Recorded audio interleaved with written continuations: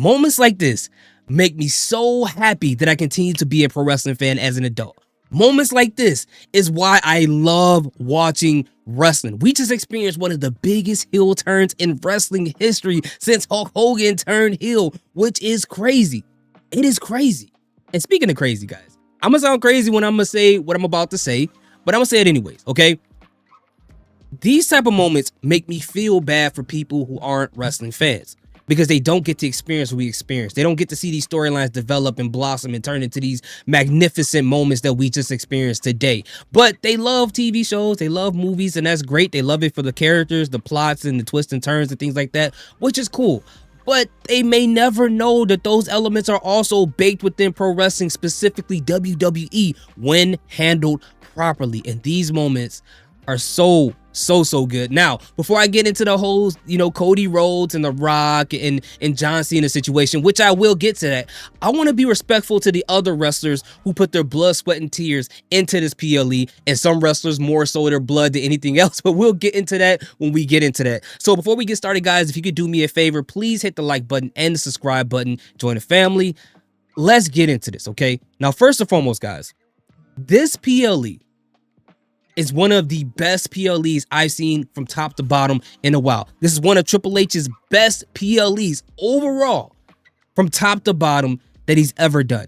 And I'm saying this from a person who did watch WrestleMania. I watched, NXT Black and Gold when it was on TV. I was there for all three takeovers that was in Chicago. I saw the Ciampa and Gargano match happen and the storyline develop and all that stuff. I seen majority of Triple H's work. So I can honestly and confidently say that this PLE is one of his best. And if someone argued that it is, I wouldn't be mad at you for that either, from top to bottom, guys, okay? So let's start off with the first match on the card, and it was the Women's Elimination Chamber match. Now, this match started off with a shock already. A great way to start off the show. We saw the return of Jade Cargill before the match even started. Now, I honestly thought that the match was going to end up with the final two being Bianca Belair and Naomi, and then Jade Cargill would come in and attack Naomi to say that she was the attacker. I've been saying this since Jade Cargill was smashed on top of that car. I've been saying that Naomi was the person this whole time. So this at least gives me some credence to what I was saying and the people who thought I was crazy. But that's neither here nor there. But Jade Cargill was on demon time. She was in Black Air Force energy time, bro. She didn't even wait until the match actually started. She said, I want to go for blood right now. And she went in and was bopping Naomi left and right. I didn't know if I was watching WWE or an episode of the Bad Girls Club, bro. It was getting crazy. She almost killed that woman, had her in a stretcher with a neck brace, and sent her out. And the fact that she focused on Naomi specifically, didn't even really take a breath towards Bianca Belair, told us that she knew for a fact that Naomi was the person that did it. And what made the moment even better is Bianca Belair, the drama on her face, the helplessness she showed on her face while being stuck in that pod, banging in the window, knowing that she couldn't do anything to help Naomi. She had to sit there and watch the onslaught happen. I thought that was masterfully done. I loved it. That was shocking. And I love that they did it early because we didn't have to worry about it interfering with what happened at the end of the match. So I thought that was great. Overall, the part that there was no surprise here. I picked Bianca Belair to win the match. I didn't think that Liv Morgan and Bianca was going to be at the end. Like I said, I thought it was going to be Bianca and Naomi, and then Jay came in. But once Naomi got knocked out and stretched out, it just, it knocked everything out that I thought was going to happen outside of Bianca Belair, being eliminated. But the thing is, the other women not making it to the last part or not winning it wasn't a surprise. The way they've been booking Bayley didn't suggest that she was going to, win this match. And, her having a feud with Roxanne Perez, Roxanne just got there. Alexa Bliss just came back. And Naomi, as we saw, got destroyed. So I couldn't see anyone else outside of Bianca and Liv Morgan. And Liv Morgan had the tag title, so it didn't make sense for her to win this match anyway. So the choice of having Bianca Belair win this match is great. And they hinted at the triple threat between the women for that championship when Rhea, Io, and Bianca Belair was at the top of the ramp at the end of this match, which we all pretty much knew this was going to happen, but this is what's best for business. I did not want to see anything involving Rhea Ripley and Liv Morgan once again, and that is WWE's fault because they stretched that feud out so much, it just made it unbearable, but we're not here to talk about that anymore. But overall, I thought this match was really, really good. I feel like the women always show out in the chamber matches. I really feel like they do. The next match we had was a tag team match between Tiffany Stratton and Trish Stratus versus Nia Jax and Candice LeRae. Now, this match, I didn't really feel much about going into it because I knew whatever the result was, unless Charlotte Flair interfered, it had really no effect on the storyline between Charlotte and Tiffany Stratton. It just felt like, okay, this is just going to be kind of a house show, but a great moment for the fans in Canada to see their hometown hero, Trish Stratus, and her 25th year anniversary. So I thought that was great that they did that for her. The only thing that was shocking about this match is that I thought that Candice LeRae for sure was going to take the pin. But not only did she not take the pin, Nia Jax took the pin after accidentally catching a moonsault from Candice LeRae. So now they're planting the seeds in the two splitting up, and it's going to be kind of interesting to see where they go from here. But overall, I think it was a pretty solid match. I think it was a pretty good match. Some people may deem it as a bathroom break, but it wasn't bad at all. I really did like this match overall. The next match we had on the card is the one that I was really excited to see. This is one I was looking forward to, and it was Kevin Owens versus Sami Zayn in the unsanctioned match. And I've been watching these guys since the independent scene, since he was El Generico and Kevin Steen in ROH. One of my first indie matches that I've ever watched was Kevin Steen at the time in El Generico, Sami Zayn versus the Briscoes in Ladder Wars, and that got me into independent wrestling. So I've been watching them since then, and every match that they put on against each other, I know people say it's the same thing over and over. We've seen this again, but as we saw tonight, they never fail. They always put on it. They can have the most random storyline ever, but when they have a match together, it's always brutal. It's always crazy. And to me, that was the match of the night. Just as a match, this was the match of the night. So many things that I didn't think they were going to pull off in this match, like a steel chair with barbed wire wrapped around it. I didn't think they were going to use that. This match got really brutal. And you know, the match between Kevin Owens and Cody Rhodes, that should have gave you some idea of how crazy Kevin Owens is, what type of bumps he loved to take. It's just ridiculous. But Kevin Owens went over. We saw what happened there. Randy Orton returned, which was a great thing to happen. I think we all expected it to happen. But I'm so glad that they pulled the trigger and they didn't get to actually have a full brawl. So that obviously sets up the match between the two of them going into WrestleMania. Now, the only question is, who is Sami Zayn going to face? Is he going to face Karrion Kross? Do they got something else for him? I'm very interested to see what happens. And obviously, that's what our weekly television show is for, to kind of tell us what direction they may be going in leading up to whatever the next PLE. And in our case, it's going to be WrestleMania. The next match we had, or the next situation we had on the card, obviously, or the match, I'm sorry, we had the men's elimination chamber match, which I thought this match was really good. Having Damian Priest and Drew McIntyre eliminated first and second, I said in my prediction video that those two were going to be out of there within the first 3 eliminations. That wasn't a shocking thing to me. But what was more kind of shocking was the fact that Logan Paul got eliminated and didn't really eliminate anyone. I thought that was kind of interesting to see. It was strange in the moment to see that CM Punk and Drew McIntyre didn't really, have any type of interaction at all. But I get why they did that, because these guys have been fighting all 2024, so they don't need to have any interaction or any hints to say that they're going to return to their feud. So that made all the sense in the world. But overall, I thought it was a really good match. And the fact that Seth Rollins actually curb stomped CM Punk and cost him this match, because I wanted CM Punk to win. I wanted him to finally get his main event, but as a backup, I was like, we should really do CM Punk and Seth Rollins at WrestleMania, since they've been having this feud for a while. That's what it looks like they set up, because after Seth Rollins hit him with the curb stomp and then John Cena got the pin, now John Cena's going to Mania to face Cody Rhodes, and that pretty much showed us that was going to happen, which I think is a great idea. So hopefully CM Punk does get that main event match next year, because I feel like he don't have too much mileage left, as far as being in the ring. So let's just get that over next year, okay? But here's the part here. The moment of the night, the moment probably of the year. I don't know what else can happen that can top this moment. I honestly do not know.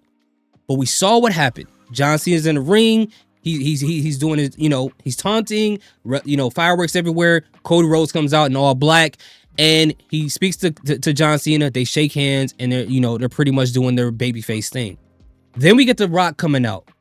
Well, I thought was The Rock, but it was actually Travis Scott coming out with the, I guess you would call it the Modern Hardcore Championship, which is basically the Undisputed Championship broken like the Hardcore title, and The Rock came out.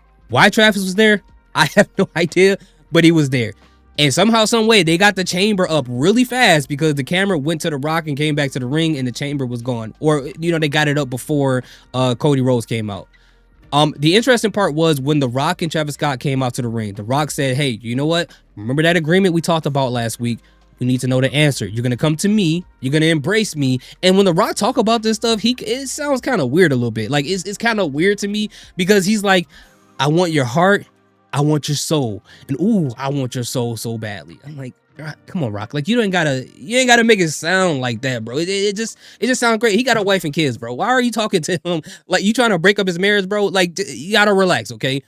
But then when we saw what happened, Cody Rhodes said what we thought he was gonna say, and he said, "You know what? I don't own my soul. My soul belongs to this ring. My soul belongs to the people." One of the best babyface things you can say in that moment. And then you see John Cena in the back, which I thought was really weird because he was in the back. Yeah, come on. Yeah. I'm like, all right, John, you playing it up too much. And why are you still in the ring? That's what I thought was weird. I'm like, why are you? And why is Travis Scott here? Okay, why is he still in the ring? I didn't understand that part either. But anyway, we saw when Cody Rhodes gave John Cena that hug. And then we saw The Rock do the same gesture he did at the end of Bad Blood, where he did the 1, 2, 3 after the throat slit. And you see John Cena look at The Rock with this evil look in his face. And when I saw that, my heart dropped. Because I'm like, if you've been watching wrestling for a long time, you have been waiting for John Cena to actually turn heel once again as this newest version of John Cena to go heel. And to see even a hint of that happening, my heart dropped, bro. My heart dropped. Now, I didn't think that they were going to go all the way into it in this moment because Triple H, as we know lately, he's a slow cooker booker. He loves to take time with things. I thought that was just going to be a moment where it was a hint of John Cena being mean and then allow everybody on social media to break it down and talk about symbols and all these different things that we call it until the heel turn actually happens at WrestleMania. Kind of like where Steve Austin did at WrestleMania 17, right? When he turned heel because of Vince McMahon, and then they turned it to the two-man power trip. And that's another theory for a different day. But to see him actually attack Cody Rhodes, and not only attack Cody Rhodes in the most disrespectful way, picks up his father's watch, punches Cody in the face with the watch, hits him with the title. The Rock takes the belt that he had from SmackDown that had Cody Rhodes and the death date of his father, R.I.P. Dusty Rhodes, whooping Cody once again like he did last year prior to WrestleMania 41, or prior to WrestleMania 40, I'm sorry. Whooping him over and over and taking his blood and put it on the weight belt, just like he did with the other title, or the other belt, I'm sorry. That was crazy. That was crazy. One thing is a heel turn from John Cena, but to get to that level of disrespect, the level of disrespect that Cody got this weekend alone is ridiculous. And at that point, honestly, I lost all faith in humanity, because if John Cena can turn heel, anybody can turn heel, bro. Anybody can turn heel. Two people have made me lose faith in humanity. John Cena, right, turning heel, and the priest from The Exorcist when he got possessed by a demon. I'm like, if he can't not get possessed by, like, what chance do I have? What chance do I have? But overall, this was amazing. This was amazing as a wrestling fan. And if I can't understand how you can hate this PLE. It has all the ingredients that you would love as a wrestling fan. Long-term story booking, unexpected twists, great matches, all packaged into one. It wasn't that long. It didn't take all night to watch. It was fun every second of it. Some matches that people can consider matches of the year, right? Specifically Kevin Owens and Sami Zayn. A moment that you can specifically say this could be the moment of the year when this year wraps up. What else could you expect, or what else could you want from a PLE like this? And the best part of it, I didn't expect much out of this. I thought this was going to be a great show and that's about it, but I didn't expect this at all. And I was one of the people, because I'm going to Mania, I was one of the people that was like, this road to WrestleMania, I don't know, it didn't seem like it's that great. Last year was exciting. This year, it's okay, but I'll still go anyway. Triple H said, you know what? I heard what you guys are saying. Watch this. And he slaps us across the head with an Elimination Chamber, a PLE with great matches that forwarded storylines, shocking moments. And he said, I'm still that guy. Now, we still got to do some things with the Street Profits and in the tag team division. Don't get me wrong. Everything isn't perfect. But as far as what he did tonight, Triple H, I'm sorry. I'm sorry I even doubted you a little bit, bro. It will never happen again until I see something crazy. Then I'll say something. But it will never happen again until that happens. But at the end of the day, bro, Great moment, bro. Great job by WWE. I'm so happy that they did this. Thank you, Triple H, for doing this. Thank you for all the, the wrestlers that participated in this. Who would have ever thought that John Cena would have actually turned heel? I had a feeling it may happen, but I did not think that they would actually pull the trigger. It's crazy, bro. It's crazy. Not only did you invigorate more interest in the WrestleMania, you invigorated more interest into the storyline of the Who Did It with Jade Cargill, Naomi, and Bianca. So many different things. But at the end of the day, excuse me, great show. Great show. Let me know in the comment section how you guys feel about the heel turn. What was your favorite match of the night? What was your favorite moment of the night? What are some things that you would have changed, or what things do you think was done perfectly? Let me know in the comment section. I thank each and every one of you guys for your support. Thank you for subscribing. Salute. Peace. Have a great day.